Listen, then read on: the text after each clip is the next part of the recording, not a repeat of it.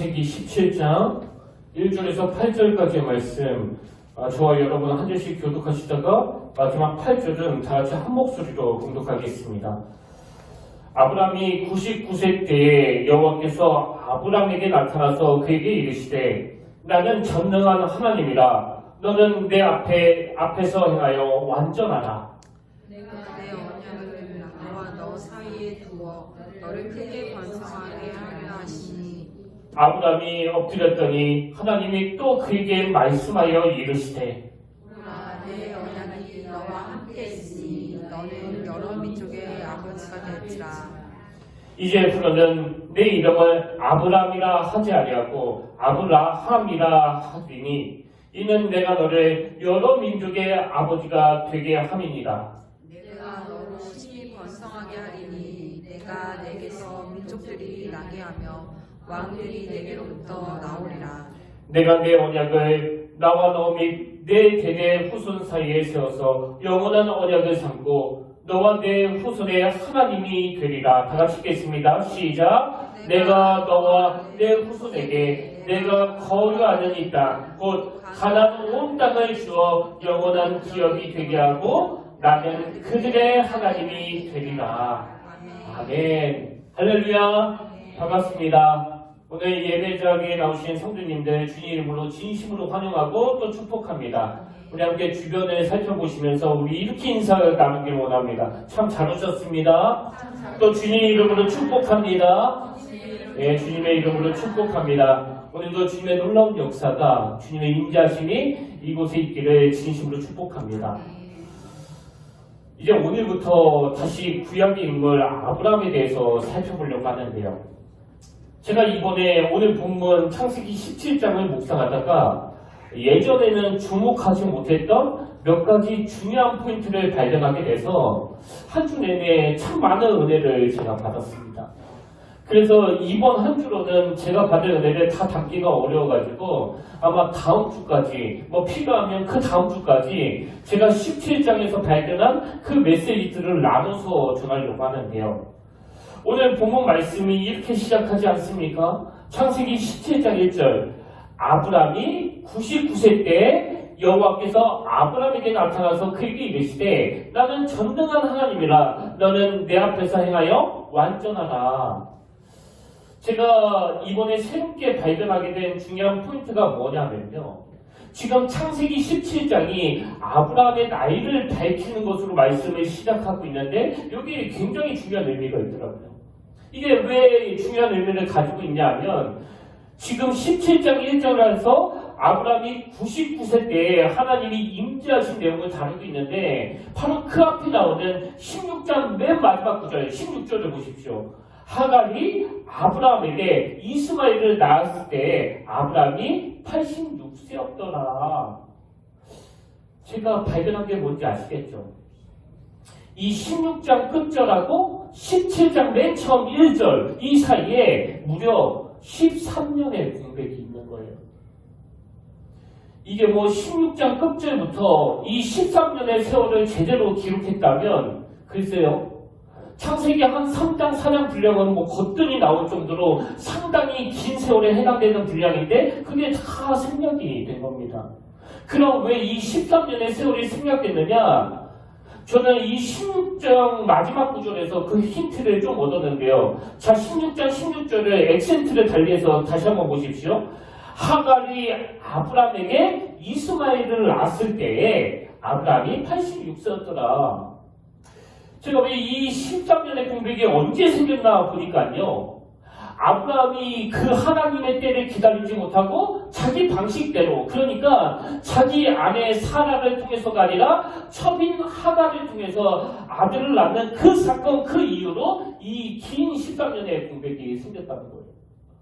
그래서 제가 자료를 찾아보니까 거의 대부분의 학자들이 이 13년의 공백이 생긴 이유를 이렇게 해석하더라고요. 아브라함이 그런 잘못된 길로 들어섰기 때문에 이 13년의 기간은 하나님이 침묵하시는 기간이었다. 그래서 성경에 기록되지 않는 거다. 하나님이 계시지 않는 암흑기였다. 그런 분석들이 대부분이더라고요. 근데 저는 한편으로는 공감도 가지만 이 분석에 대해 잘 모르겠습니다. 제 생각은 좀 달라요. 여러분 정말 하나님이 13년 동안이나 아브라함에게 침묵하셨을까요? 그래서 제가 나름대로 분석한 게 뭐냐 하면 정말 아브라함의 잘못 때문에 하나님께서 이 13년이라는 세월 동안 침묵하셨다고 보기보다는 아브라함이 하나님의 뜻과 방법을 취하지 않고 자기 방식대로 아들을 얻는 그 잘못된 길로 걸어간 이유도 이 긴 13년이라는 세월 동안에 아브라함이 성경에 기록할 거리가 하나도 없는, 영적으로 가치 있는 일이 한 줄도 안 나오는 그런 세월을 보내서 그런 건 아닐까. 무슨 말씀인지 아시겠죠? 그래서 저는 16장 16절에서 하갈이 아브라함에게 이스마엘을 낳았을 때 아브라함이 86세였더라. 이게 굉장히 의미 있게 느껴지는 겁니다. 제가 요즘에 지방일 때문에 그 목사님들을 만날 일들이 꽤 많이 있는데요. 좀 연세 있으신 목사님들을 만나면 저를 만나자마자 제일 먼저 보여주는 게 그 핸드폰에 있는 자기 손자 사진이에요. 그리고 계속 강요하는 거 아닙니까? 이쁘지, 김 목사 부럽지.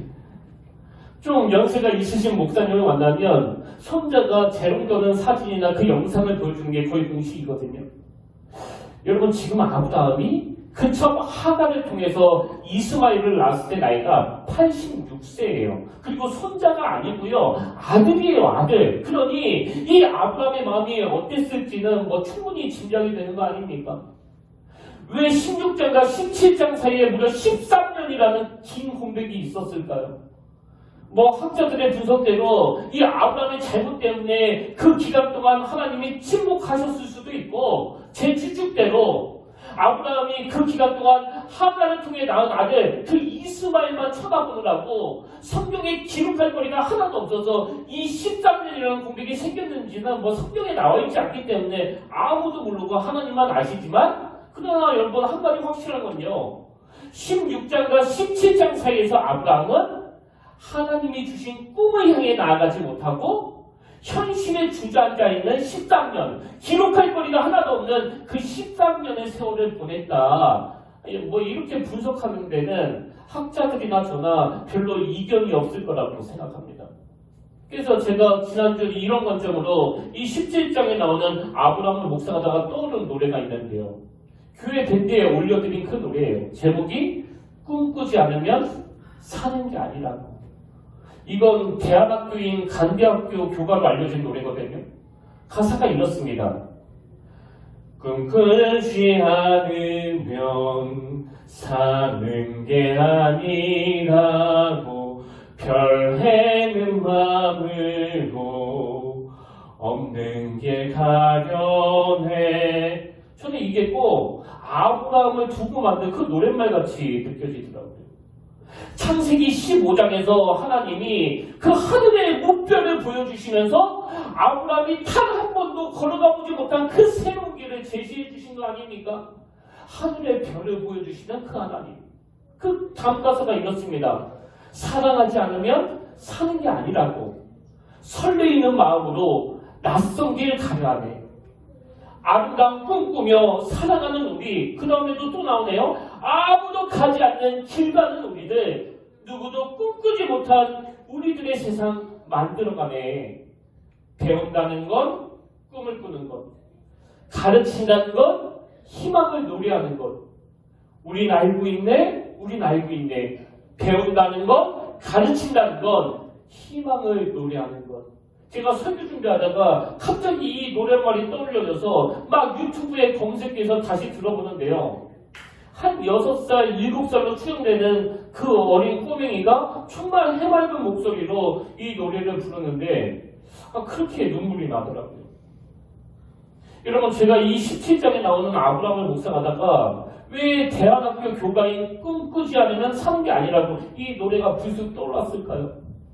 지금 아브라함이 잃어버린 그 13년은요, 하나님의 뜻을 기다리지 못하고 견디지 못해가지고 그 첩을 통하여 아들을 낳는 그 순간부터 다른 건 다 모르겠습니다. 그러나 한 가지 분명한 건 창세기 15장에서 하나님이 아브라함에게 주셨던 그 놀라운 꿈, 그 꿈을 잃어버린 시간이었다는 건 확실하다고 생각해요. 그런가 하면 제가 지난 주 중에 이 아브라함이 잃어버린 13년의 세월을 묵상하다가 떠오른 이야기가 하나 더 있는데요. 이제 오늘 설교를 준비하면서 여러 참고 서적들을 뒤지다가 발견한 그 재미있는 이야기. 어떤 사람이 이제 낚시를 하고 있는데요. 낚시하는 이 사람의 행동이 좀 이상한 겁니다. 보통 그 낚시를 하다가 조그만 게 잡히면 뭐 다 풀어주잖아요. 다시 바다로 돌려보내고 좀 큰 물고기가 잡히면 이제 집에 가져가서 뭐 매운탕이든 구이든 그 요리해 먹으려고 막 가져가는데요. 이 낚시꾼은 정반대인 거예요. 큰 물고기를 잡으면 다 풀어주고요. 작은 물고기가 잡히면 막 너무 기뻐하면서 가지고 온 그 통 안에다가 담는 겁니다. 뭐 누가 봐도 이 행동이 좀 이상하잖아요. 그래서 옆에 있던 분이 이게 너무 독특해서 이렇게 묻는 거예요. 아니 보통은 그 큰 거 잡으면 좋아하면서 집에 가져가고 작은 거 잡으면 다시 바다에 풀어주는데 당신은 왜 반대가 하느냐고. 그랬더니 이 낚시꾼의 대답이 진짜 웃겨요. 뭐라고 말했는지 아십니까? 이렇게 말했습니다. 아 그건 우리 집에 후라이팬이 10인치짜리밖에 없어서 그런 거다. 그래서 그 후라이팬에 큰 물고기가 담겨지지 않아가지고 작은 물고기만 집에 가져간다는 이게 글쎄요 이게 좀 웃기려고 만든 이야기가 있긴 한데요. 저는 아브라함이 잃어버린 그 13년을 묵상하면서 한 주 내내 이 10인치짜리 작은 후라이팬을 가진 그 낚시꾼이 생각나는 겁니다. 왜 생각났을까요? 아브라함이 가지고 있는 그 생각의 법이 너무 좋기 때문에 하나님의 이 광대하심, 하나님의 크신 그 품이 담기지 않는 거예요. 그러니까 못 기다리는 거죠. 여러분 이게 혹시 우리의 신앙은 아닙니까? 10인치짜리 후라이팬을 가지고 있는 우리. 그런데 여러분 이 10인치짜리 후라이팬은요 하나님의 꿈이 담겨지지가 않아요. 그래서 하나님이 흘러 보내주시는 그 모든 꿈은 다 나랑 상관이 없다는 거 아닙니까? 아 그건 30인치 후라이팬을 가지고 있는 사람 이야기고 나는 그런 일을 할 수 있는 사람이 아니야. 그리고는 다 흘러 보내는 거예요. 여러분 혹시 이 자리에 아브라함처럼 지난 13년의 세월 동안 하나님 앞에 의미 있는 기록이 한 줄도 안 나오는 그런 세월을 보내신 분이 계세요? 그렇다면 그건 정말 당황스러운 일 아닙니까? 지금 하나님이 아브라함에게 주시는 이 하나님의 꿈은요 열방을 향한 이 복의 근원이 되는 그 큰 꿈인데 아브라함은 그 10인치짜리 후라이팬을 갖고 있는 거예요. 그래서 그 꿈이 담겨지지 않아 잃어버린 13년의 세월을 보내게 되었다. 이게 참 어이가 없고 참탁한 아브라함의 모습이 오늘 본문 이 창세기 17장에 기록되어 있는데요. 저는 허무하게 잃어버린 이 13년의 공백으로 시작하는 본문이지만 오늘 본문 말씀을 그 어떤 성경 본문보다도 너무 뜨겁게 감동으로 받았습니다. 그래서 말씀을 묵상하는데도 계속 눈물이 나고 또 내게 주신 그 은혜들을 생각하면서 가슴이 벅차 올라가지고 이번 한 주 내내 제가 참 많이 울었는데요. 여러분 이 본문이 저에게 감동이 됐던 이유는 비록 이렇게 시시한 인생 13년의 세월 동안 한 줄 기록거리가 나오지 않는 그런 삶으로 인생을 다 낭비해버린 아브라함의 모습을 담고 있는 게 창세기 17장 초반이지만 이런 희망이 없는 아브라함을 만나주시는 하나님, 그에게 다시 희망을 품게 하시는 그 하나님, 그 하나님의 기록이 너무나 적나라하게 기록되어 있는 겁니다. 그게 오늘 본문 1절과 2절에 나오는 말씀이에요. 아브라함이 99세 때 여호와께서 아브라함에게 나타나서 그에게 이르시되 나는 전능한 하나님이라 너는 내 앞에서 행하여 완전하라. 내가 내 언약을 나와 너 사이에 두어 너를 크게 번성하게 하리라 하시니 이 2절에 나와 있는 언약에 대해서는 다음 주에 좀 자세히 살펴보려고 제가 지금 준비하고 있고요. 오늘은 1절 말씀에 좀 집중하려고 하는데 여러분 1절을 다시 한번 보십시오. 아브라함이 99세 때 여호와께서 아브라함에게 나타나서 그에게 이르시되, 여러분 여기서 우리가 너무나 중요한 한 가지 깨달음을 얻어야 되는데요. 그렇게 시시한 인생으로 13년의 세월을 잃어버린 이 아브라함의 허망함을 종식시키는 그 능력이 뭐였냐? 하나님의 임재예요. 하나님의 말씀하심입니다. 나타나서 그에게 이르시되. 그래서 여러분 중에 지금 뭔가 인생이 허무하고 아까 그 노랫말 가사처럼 오랫동안 아무런 꿈이 없어가지고 이게 사는 게 아닌 그런 무기력한 시간을 보내는 분이 계시다면요. 뭐 김의순 목사가 여러분 집에 신방 가서 기도해드린다고 혹은 제가 뭐 평택에서 제일 비싼 음식을 사드린다고 막 분위기가 전환돼가지고 그 오랜 침체가 끝나는 게 아니라 그 침체된 마음을 회복하는 유일한 대안은 하나님의 임재를 사모하는 거예요. 하나님의 말씀을 사모하는 겁니다. 나타나서 이루시되요. 여러분 왜 올 한 해 우리 평택교회가 그리스도 중심의 성경 읽기에 올인하기로 했겠습니까? 저에게 무슨 확신이 있는 거예요? 그 코로나19로 오랫동안 그 속으로 모임도 못하고 교회도 뭐 신앙적으로 많은 것들을 도와주지 못해서 이 다른 목사로서 늘 죄송하고 늘 안타까운 마음이 있지만요. 여러분 그럴 때일수록 하나님의 임재하심, 하나님의 말씀하심. 그래서 우리 교회에 참 부족한 부분이 많다 하더라도 여전히 이 교회에 하나님이 임재하시고 여전히 이 교회에 하나님이 말씀하시고 그 말씀을 듣는 귀가 열려있는 한 올 한 해 우리 평택교회에 영적인 붕의 역사가 일어날 줄로 믿습니다. 이걸 사모하셔야 되는 거예요. 이렇게 창세기 16장 16절부터 17장 1절 사이에 그 긴 13년의 잃어버린 시간을 보낸 이 아브라함을 회복시키기 위하여 하나님이 지금 이제 말씀으로 막 치유를 하시는데요. 저는 여기에서 오늘 저와 여러분이 이 오랜 영적 침체를 종식시킬 수 있는 오랜 영적 침체를 회복할 수 있는 하나님에 대한 두 가지를 발견하고 함께 나누기를 원합니다. 자, 이 영적 침체의 극복을 위해 하나님께서 아브라함에게 주신 두 가지 대안이 있는데요. 그 첫 번째가 뭐냐? 엘샤다이를 선포하신 겁니다. 자, 1절입니다. 아브라함이 99세 때 여호와께서 아브라함에게 나타나서 그에게 이르시되 나는 전능한 하나님이다. 이게 히브리어로 엘샤다이예요. 그 다음에 나오는 너는 내 앞에서 행하여 완전하라. 뭐 이 한마디를 가지고도 한 30분 설교를 할 수 있지만 오늘은 엘샤다이 나는 전능한 하나님이다. 여기에 집중하기를 원합니다. 그럼 이런 질문이 가능하지 않습니까? 아니 하나님은 그 13년이라는 긴 공백을 보내고 있는 이 아브라함을 만나시자마자 왜 제일 첫 마디가 엘샤다이 나는 전능한 하나님이라 이 선포로 말씀을 시작하셨을까? 여러분은 어떻게 생각하세요? 왜 이런 말씀을 먼저 선포하셨을까요? 대답 간단합니다. 지금 이 13년을 허무하게 보내고 있는 이 아브라함의 근원적인 문제가 이 엘샤다이 하나님, 이 전능하신 하나님을 안 믿는 거예요. 전능하신 하나님 그 믿음이 없다 보니까 창세기 16장 1절 아브라함의 아내 사레는 출산하지 못하였고 하나님이 이 사라를 통해서 아들을 주시겠다는 그 약속의 말씀을 새까맣게 잊어버리고 지금 내 아내는 경수가 끊어졌는데요. 지금 내 아내는 이제 아기를 못 갖는데요. 이것을 밖에는 집중을 못하는 겁니다. 그리고 15장 2절에도 아브라함이 이르되 주 여호와여 무엇을 내게 주시려 하나이까. 그 다음 보세요. 나는 자식이 없사오니 나의 상속자는 이 다메섹 사람 엘리에셀이니이다. 뭐 하나님이 아브라함에게 계속 자식을 준다고 약속하시지만 지금 아브라함이 헛다리 짚고 있는 포인트가 뭐예요? 뭐 입으로는 엘샤다이를 외쳐댔는지는 모르지만 전능하신 하나님이 시각이 아닌 자기 시각으로 지금 현실을 바라보고 있는 거예요. 그래서 아브라함이 자기 아내 사라를 통해서 자식 낳는 것을 포기하고 그 처 하가를 통해서 아들을 낳게 된 거 아닙니까?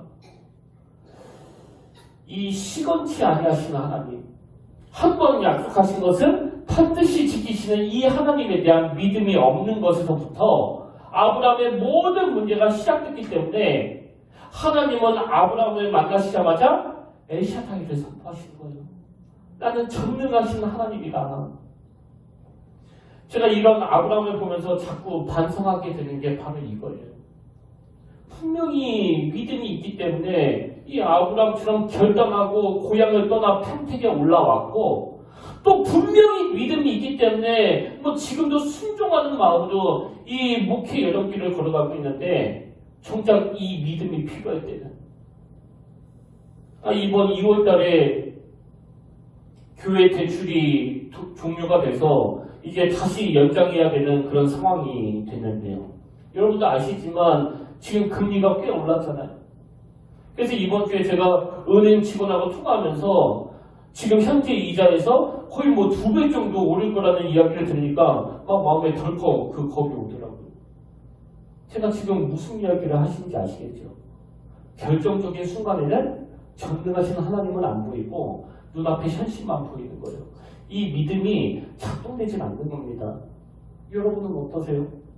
인생의 놀라운 일을 만날 때, 당황스러운 일을 만났을 때, 또 아브라함처럼 오랫동안 소원하던 일이 이루어지지 않았을 때 여전히 그 믿음이 잘 작동되고 있습니까?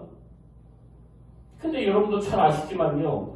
지금은 하나님이 아브라함에게 이 자식을 주시겠다고 약속하신 그 날이 딱 1년밖에 안 남은 상황이에요. 그래서 저는 이런 생각을 해보는 거예요. 이제 곧 1년 뒤 아브라함이 자기 생각을 뛰어넘어 일하시는 그 엘샤다이 하나님, 그 전능하신 하나님을 통해서 100세의 아들 이삭을 얻게 됐을 때 이것도 뭐 아브라함에게 너무나 벅찬 감격으로 다가왔겠지만 한편으로는 내가 믿음이 없어가지고 그렇게 긴 13년간 허송하며 세월을 보냈다는 그런 자기 반성은 하지 않았을까. 그래서 저는 지난주 월요일 저 20대 때 들었던 찬양 하나가 불쑥 생각나 참 가슴이 먹먹한 시간을 보냈는데요. 뭐 군대 다녀와서도 여전히 집안 사정은 달라지지 않아 너무나 어둡고 캄캄한 시절을 보내고 있었을 때 그때 제가 그 교회에서 중고등부 보조교사를 했었는데요. 가을에 교회에서 그 아이들을 모아놓고 그 문학의 밤을 하는데 그 고등부 아이들이 나와서 불렀던 찬양이 바로 이거였습니다. 엘샤다이 엘샤다이 엘헤요나 아도나 뭐 이렇게 시작하는 찬양이었는데요. 24살 그 당시에는 맨 앞에 나오는 엘샤다이 이거 하나만 딱 귀에 박혀가지고 뭐 제가 혼자 걸으면서도 계속 엘샤다이 엘샤다이 뭐 이 부분만 흥얼거렸던 기억하거든요. 그래서 제가 나중에 자료를 찾아보니까 이게 다 히브리어를 가지고 하나님을 찬양하는 내용이더라고요. 아까도 말씀드렸듯이 히브리어로 엘샤다이 이건 전능하신 하나님이라는 뜻이고요. 엘레요나 이건 가장 높은 곳에 계신 하나님을 찬양한다는 뜻이에요. 그리고 그 다음 가사에 보니까 엘샤다이 엘샤다이 엘은 캄카나 아도나이 아도나이는 주님 주 이런 뜻이니까요. 엘은 캄카나 아도나이 이건 그 주님을 내가 사랑하겠습니다. 그 고백이더라고요. 근데 여러분 엘은 캄카나 아도나이 왜 주님을 사랑하게 됐을까요? 전능하신 하나님 이 엘샤다이 하나님을 경험했기 때문이에요. 지난 월요일 왜 이 찬양이 제 가슴을 먹먹하게 만든 줄 아십니까?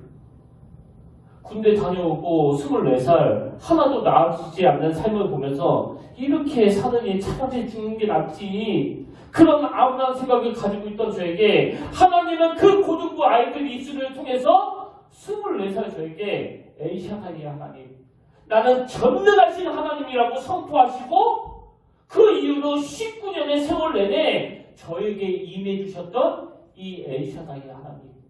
그래서 제가 돌아보니까 그 24살 때는 전혀 상상하지 못했던 그 길, 제가 평택교회 담임 목사의 길을 걸으리라고는 그 누구도 예상하지 못할 때 엘샤다이의 하나님은 19년 내내 저와 함께 하셨더라고요.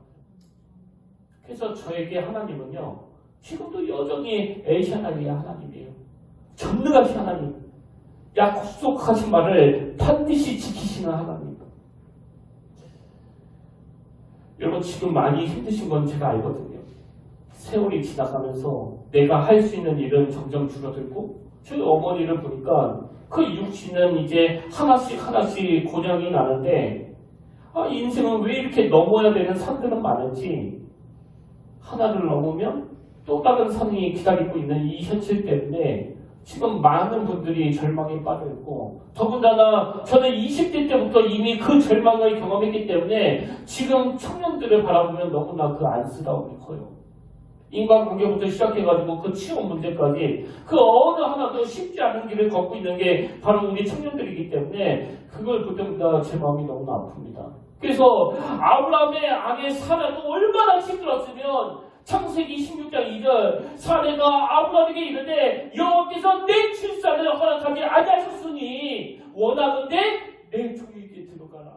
내가 혹 그로 말미암아 자녀를 얻을까 하는 마음에 이 사라가 얼마나 힘들었으면 지금 남편 보고 척 얻어가지고 아들 낳으라고 그거 내가 허락하겠다고. 여기 우리 아내분들 한번 대답해 보세요. 이게 쉬운 일입니까? 얼마나 절망이 겹치고 겹쳤으면 남편한테 이런 제안까지 할 수 있겠냐고요. 근데 여러분 아브라함이 그리고 사라가 지금은 현실에 매몰돼서 그 현실밖에는 못 보지만 1년 뒤 놀랍게도 죽은 것 같은 자기 몸을 통하여 그 아름다운 아들 이삭을 주시는 엘샤다이 하나님, 그 전능하신 하나님을 경험했을 때 그 두 부부가 얼마나 벅찬 감격을 느꼈겠다고요. 그런 의미에서 여러분 조금만 더 견뎌주실 수는 없을까요? 오늘 예배 가운데 저 24살 때 그 고등부 아이들을 통해서 엘샤다이를 선포하셨던 그 하나님이 19년이 지난 오늘 아침에 다시 김우수 목사의 입술을 통해서 지금도 어둡고 캄캄한 터널을 지나는 분들에게 엘샤다이의 하나님을 전하기를 원하시는 줄로 저는 믿습니다. 그래서 저는 예전에도 말씀드렸지만요, 그 나무 중에서 그 겨울나무를 가장 좋아하거든요. 물론 4월, 5월에 막 무성하게 꽃을 피우는 그런 나무도 아름답지만 여기 로비에 딱 앉아있으면서 저 겨울나무를 보고 있으면 그 나무가 저에게 말로 표현할 수 없는 그런 감동을 가져다 줘요. 그럼 무슨 감동을 주느냐? 여러분 이 겨울나무는요, 가을에 애써서 만들어 놓은 그 단풍 그거 다 떨어뜨려요. 그래서 다 벌고 벗어가지고 나무기라고 그러잖아요. 사람이 다 벗으면 나체, 나무는 나목, 체면이고 뭐고 없습니다. 그리고 이 겨울나무가 그 모든 잎사귀를 다 벗어버리고 가지고 있는 목표는 딱 하나예요. 견디는 거예요. 살아남는 거예요. 영하 20도, 30도를 막 이를 안르고 견뎌내는 겁니다. 근데 왜 이 나무기 그 추운 겨울을 어떻게 견뎌내신지 여러분 다 아시잖아요. 그 겨울나무가 왜 견뎌내는 겁니까? 견뎌내면 반드시 봄은 온다는 거, 반드시 꽃은 핀다는 거, 이거 알기 때문 아닙니까? 여러분 오늘 이 사라도 너무 이해가 되고 또 첩을 통해 그 이스마엘을 낳는 이 아브라함도 너무 이해가 되지만 여러분 주님 이름으로 부탁드리는데요, 조금만 더 견뎌내 주세요. 조금만 더 참아주세요. 이 전능하신 하나님이 여러분 삶에 개입할 수 있도록.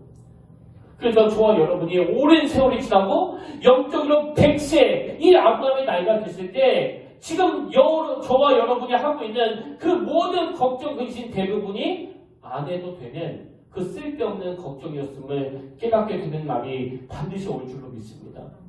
그리고 시편 81편 10절과 11절 말씀이 우리 하나님의 답답한 심정이라는 걸 여러분 아셔야 돼요. 나는 너를 애굽 땅에서 인도하여 낸 여호와 내 하나님이니 내 입을 크게 열라 내가 채우리라 하였으나, 그 다음 11절, 내 백성이 내 소리를 듣지 아니하며 이스라엘이 나를 원하지 아니하였도다.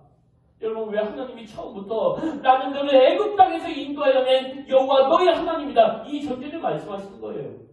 매번 그 현실에 무너지는 그 이스라엘 백성들에게 나는 너의 엘샤다이의 하나님이라는 걸 알려주시기 위함이에요. 오늘 말씀 통해서 현실을 바라보던 저와 여러분의 시각이 엘샤다이의 하나님을 목도하게 되기를 주님 이름으로 축복합니다. 이게 첫 번째 대안이에요. 그러면 영적 침체 극복을 위한 그 두 번째 대안, 하나님이 주신 이 두 번째 조치가 뭐냐? 이름을 바꿔 주신다는 거예요. 자, 5절을 보십시오. 이제부터는 내 이름을 아브라함이라 하지 아니하고 아브라함이라 하리니 이는 내가 너를 여러 민족의 아버지가 되게 함이니라. 이 아브라함 이건요, 존귀한 아버지 혹은 높임받는 아버지 이런 뜻을 가진 이름이고요. 여기에 반해 아브라함 이 이름은 무리의 아버지 혹은 열국, 열방 그러니까 여러 민족의 아버지라는 뜻이거든요. 그럼 하나님은 왜 지금 13년의 영적 공백기를 겪고 있는 이 아브라함에게 이름을 바꿔주시느냐? 저는 여기에 두 가지 의미가 있다고 생각하는데요. 하나님이 아브라함의 이름을 바꿔주시는 그 첫 번째 이유는요.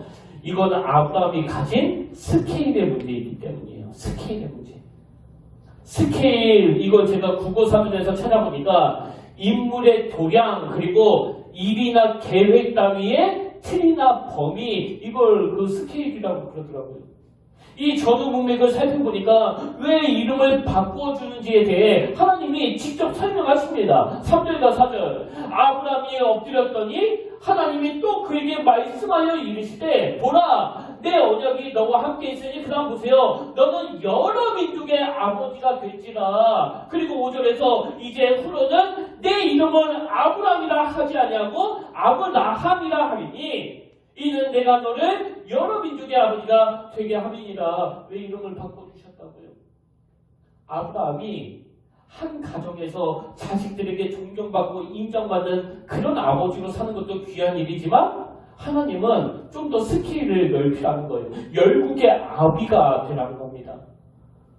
창세기 12장에서 하나님이 아브라함에게 주신 말씀도 그거 아닙니까? 창세기 10장 2절 내가 너로 큰 민족을 이루고 내게 복을 주어 내 이름을 창대하게 하리니 너는 복이 될지라. 이것도 스케일의 문제 아닙니까? 그래서 저는요 여러 번 말씀드렸지만 나중에 내 자식에게 진짜 좋은 아빠가 되고 싶고 늘 인정받는 아빠가 되고 싶어요. 그러나 제가 이것 때문에 우리 평택교회 담임 목사의 역할을 소홀히 하고 게을리 한다면 이건 정말 하나님 앞에서 죄라고 생각해요. 왜? 하나님은 제가 자녀에게 존경받고 인정받는 부모가 되는 것도 참 가치 있는 일로 보지만 열방의 아비가 되기를 더 원하시기 때문이에요.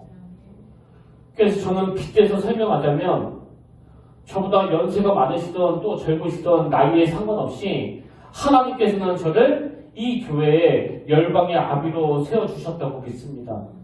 지도자라는 뜻으로 말씀드리는 거예요. 그래서 하나님께서 오늘 본문 4절에서도 이 아브라함을 향하여 보라! 뭘 보라는 겁니까? 내 언약이 너와 함께 있으니 너는 여러 민족의 아버지가 될지라.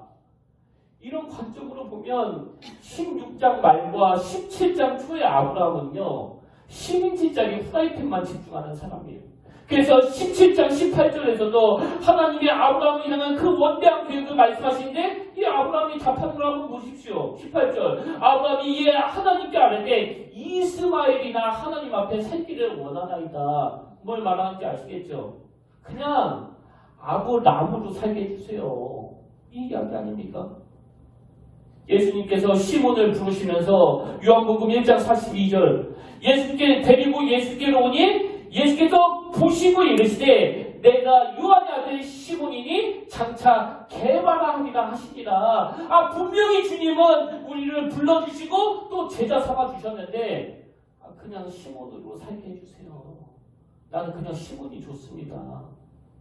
그래서 여러분 아까 읽어드렸던 시편 81편 10절을 제가 뒤에 거 빼고 다시 읽어드립니다.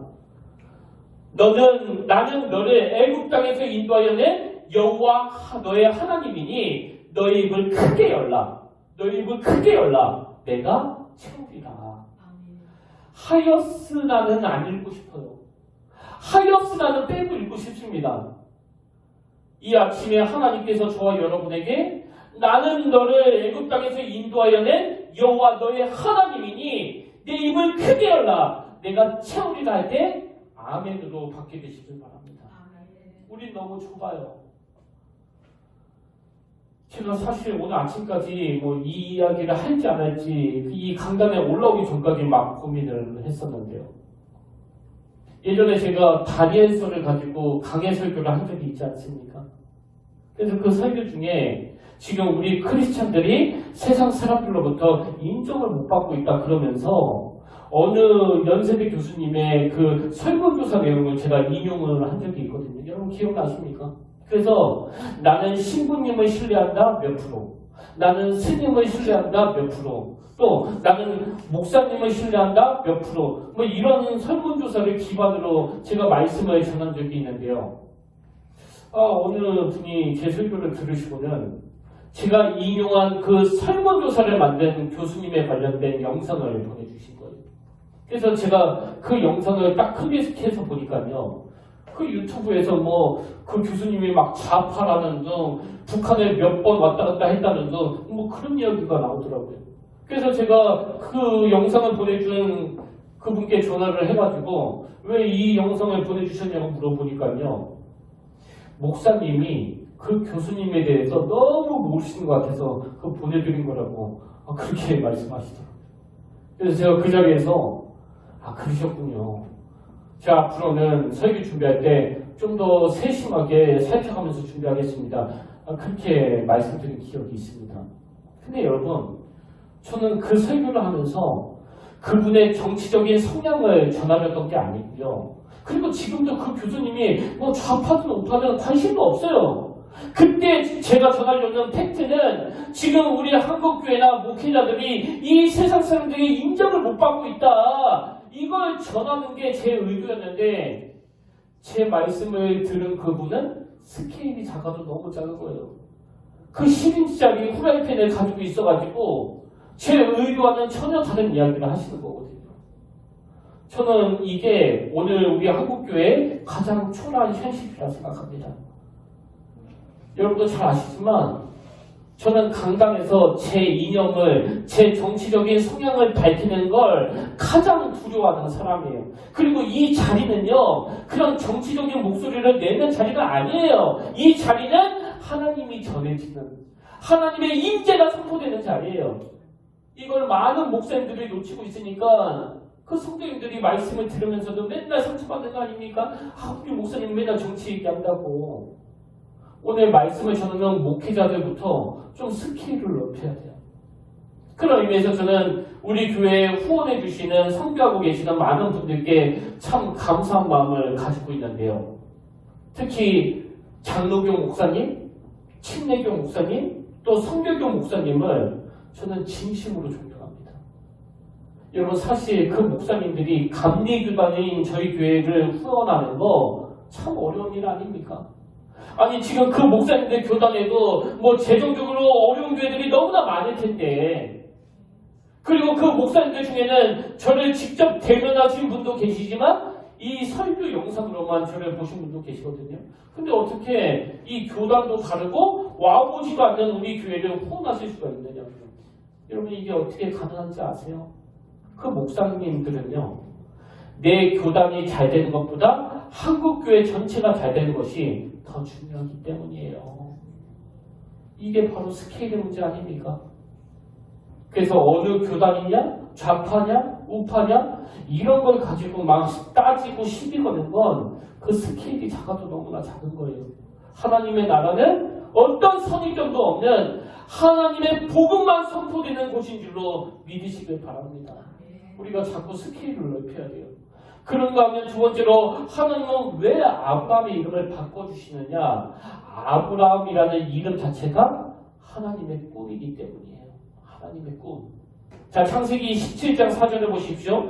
보라, 내 언약이 너와 함께 있으니 너는 여러 민족의 아버지가 될지라. 그리고 맨 처음에 이 아브라함을 부르실 때도 창세기 10장 3절, 땅의 모든 족속이 너로 말미암아 복을 얻을 것이라. 여러분, 이게 바로 아브라함 아닙니까? 왜 이름을 바꿔주셨다고요?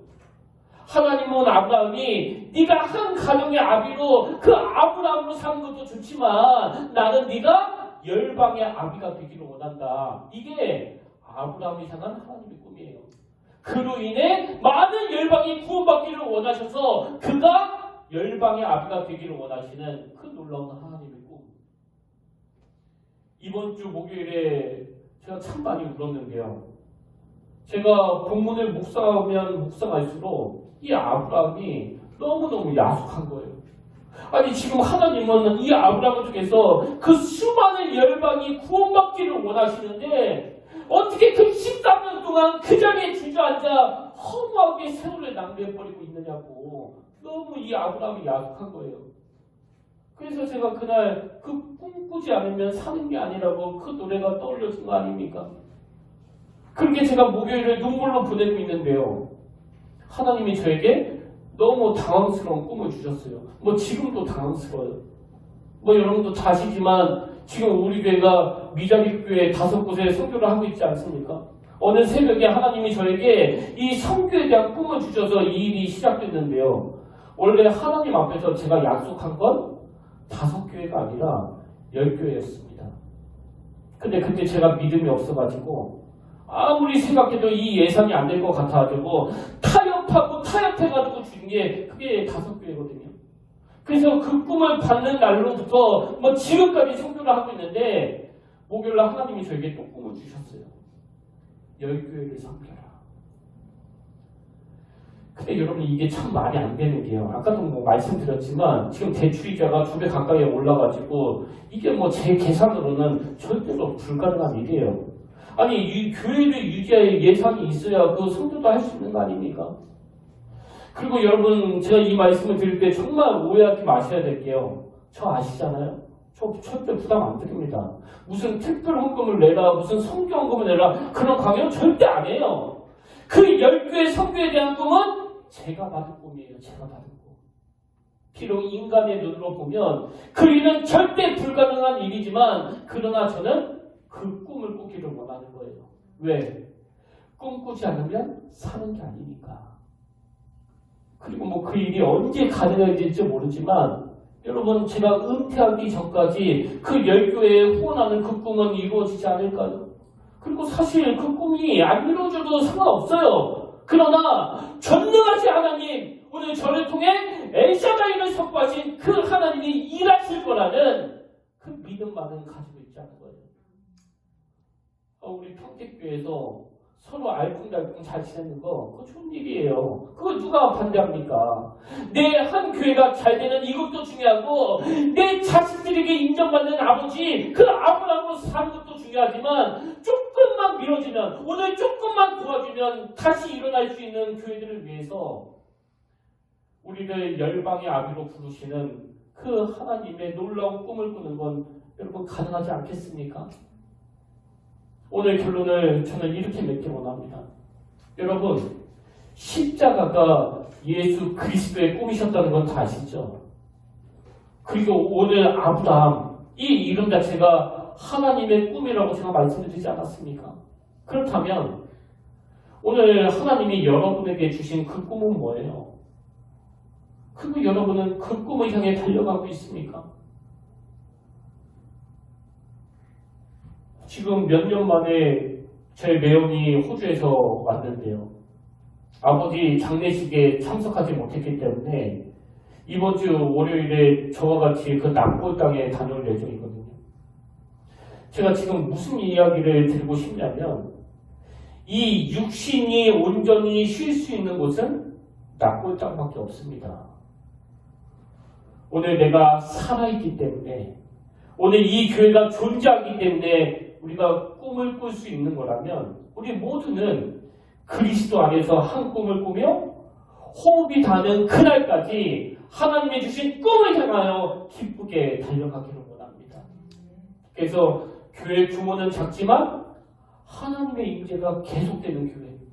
가진 것은 별로 없지만 전능하신 하나님을 의지하며 하나님의 꿈을 이뤄드리기 위해 애쓰는 우리 평택교회와 이 땅의 수많은 교회들이 되기를 주님 이름으로 축복합니다. 그런 의미에서 오늘 결단 찬양으로 이 찬양 함께 부르기를 원하는데요.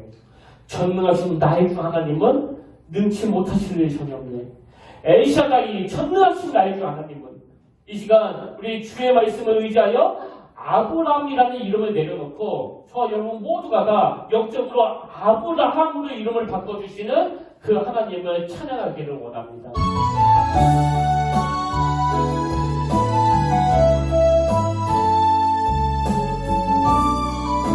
전능하신 나의 주 하나님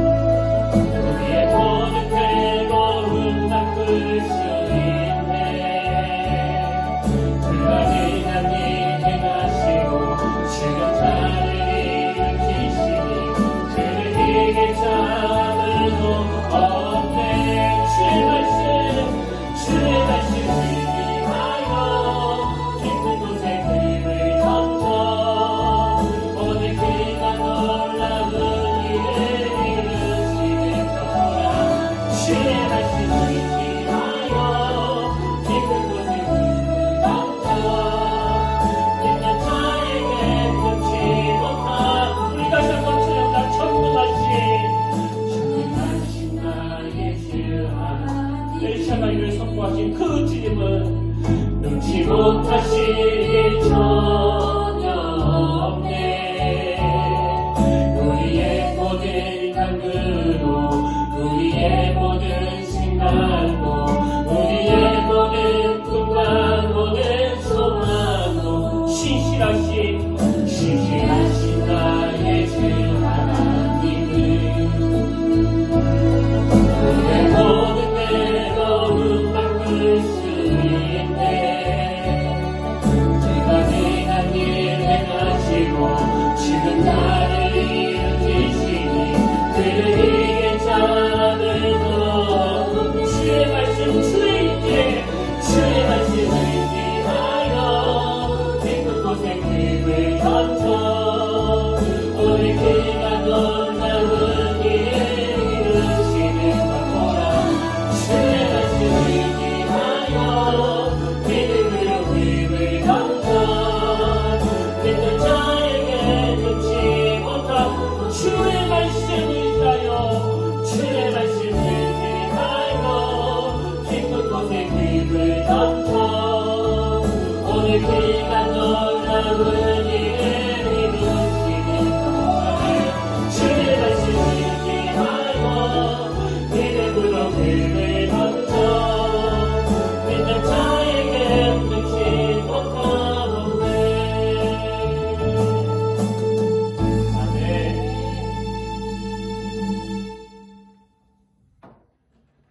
그 13년이라는 긴 세월을 허송하며 가치 있는 기록이 한 줄도 안 나오는 참 초라한 삶을 살던 아브라함을 찾아가 엘샤다이 전능하신 하나님을 선포해 주시고 그리고 아브라함에서 아브라함으로 이름을 바꿔주시는 그 하나님, 오늘 우리의 생각의 지경을, 오늘 우리의 믿음의 지경을 돌아보게 하시니 감사합니다. 아버지, 우리가 그 10인치짜리 후라이팬을 들고서 큰 물고기는 타내가 버리는 이런 어리석은 자리에 빠지지 않도록 눈을 들어 동서남북을 바라보며 아버지 달려갈 수 있도록 도와주시고 하늘의 목표를 바라보면서 오늘 우리의 삶을 통해서 열방을 향한 그 크신 하나님의 꿈이 이루어지도록 주님 친히 동행하여 주시옵소서. 그런가 하면 엘샤다이 하나님, 그 전능하신 하나님을 우리가 삶에서 맛보기를 원합니다. 그래서 현실에 매몰된 우리의 시각이 그 전능하신 하나님을 맛봄으로 인하여 그 오랫동안 지속된 영적 침체가 회복되게 하시고 나에게 주신 비전, 나에게 주신 꿈을 이 말씀을 통해 하나님의 임재를 통해 발견하며 이번 한 주도 하나님의 꿈을 이루어드리기 위해 내 삶을 드리는 우리 평택교회와 우리 성도님들이 되도록 은혜를 허락하여 주시옵소서. 그 은혜의 자리로 인도하실 주님을 의지하며 우리의 능력이 되시는 예수님 이름으로 간절히 기도드립니다. 아멘. 이제 우리 다 자리에서 일어나셔서 파송 찬양으로 아까 함께 불렀던 찬양입니다. 믿음만이. 이 시간 우리의 믿음을 주님 앞에 선포하며 나아가기를 원합니다.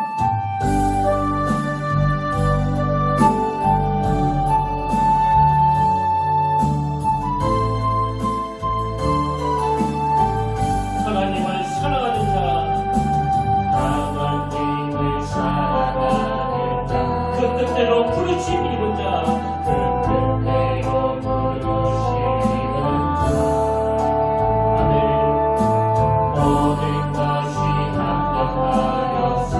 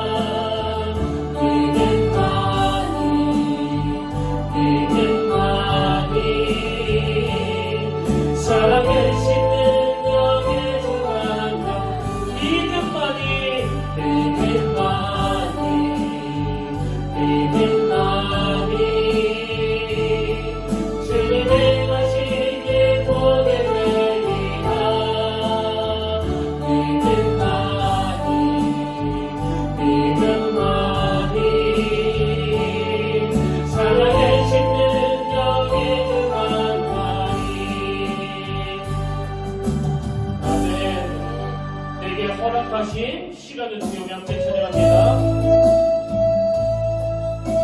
우리 가사를 묵상하며 오늘 말씀을 기억하며 우리 찬양 주님께 올려드리기를 원합니다.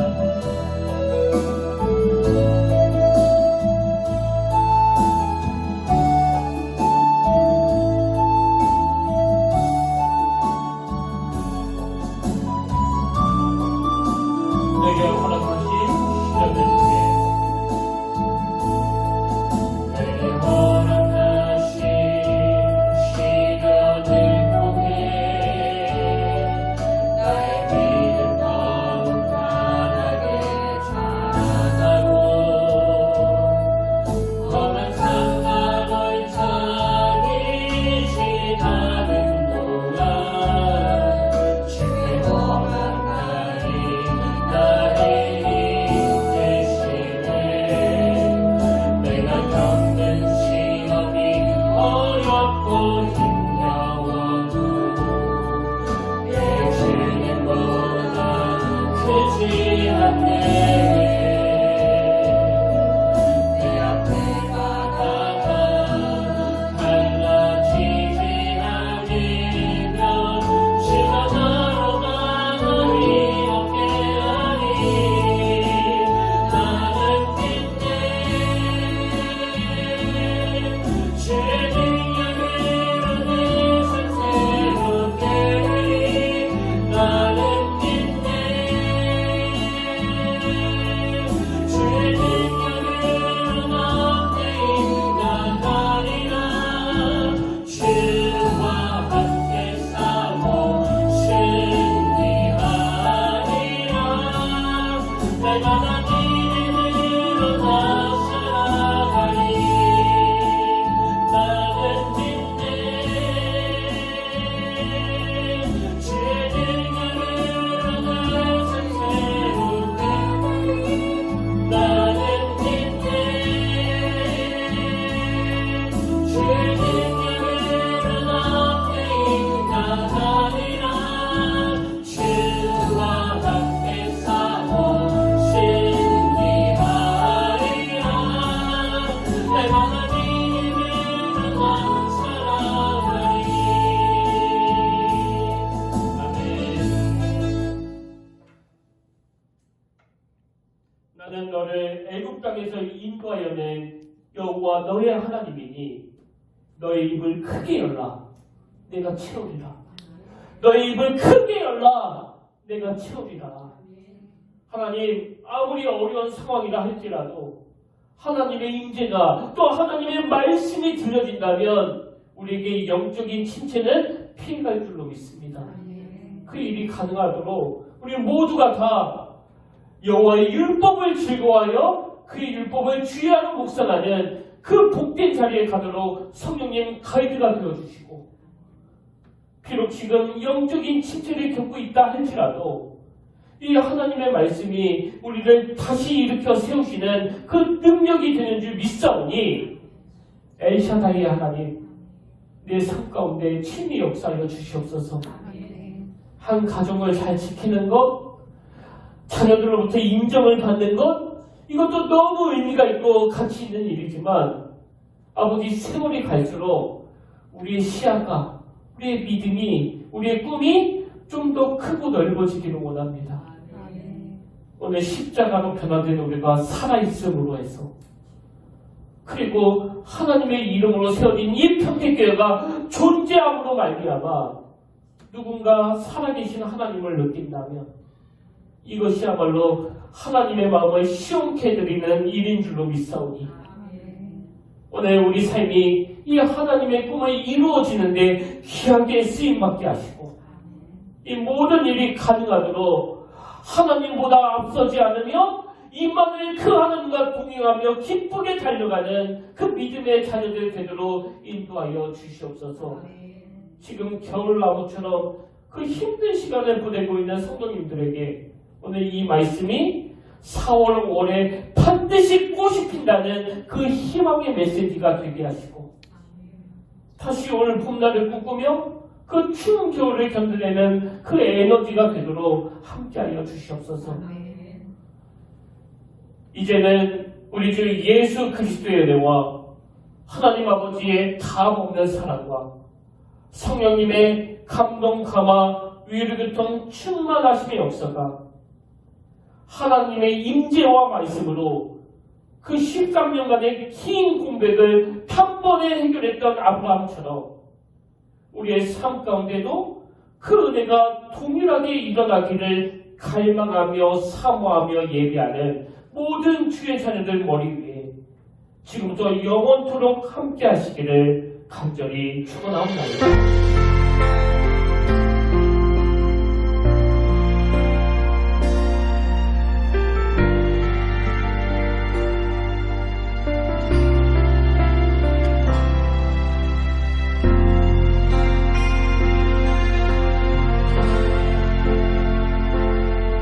지금 서 있는 이곳에서 높임을 받으소서.